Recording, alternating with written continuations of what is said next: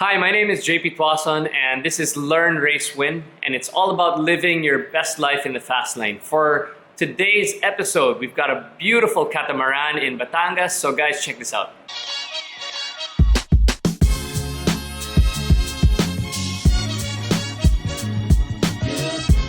Every weekend. So today I am here with my friend Klaus Carta, and he is a world sailor. He's gone all around the world, and he is also the owner of Two to Tango. Klaus, how you doing? I'm very well. It's always a great day to be out on the water. Of course, when you're on a boat like this, it is always a great day. Now, can you tell us what makes this boat so special? Well, Two to Tango is a catamaran. Catamaran is a boat which has two hulls. So naturally you have much more space on it. It's a little bit like a caravan as compared maybe to your racing car, right? It's a little bit wider and a little bit higher and maybe a little bit more like a little apartment on the water. So in the tropics, I think it's great because you have a lot of volume in the boat. It doesn't get too hot. It's got a couple of rooms as well, right? Tell us about the rooms. Yeah, so this is a 3-cabin version. So if you think you have two hulls, right? And then you have front and back, you have a cabin.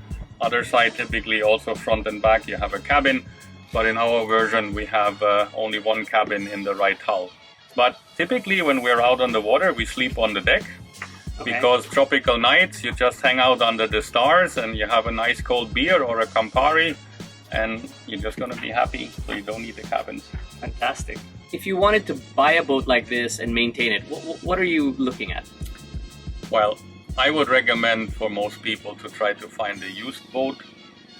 A new boat of this size would probably cost you around 300,000 euros, maybe 350,000 euros, depending how many gadgets you have on the boat. But a little bit like with cars, right? The question is if you want to be the one who takes the hit or you just buy a very well-maintained used boat.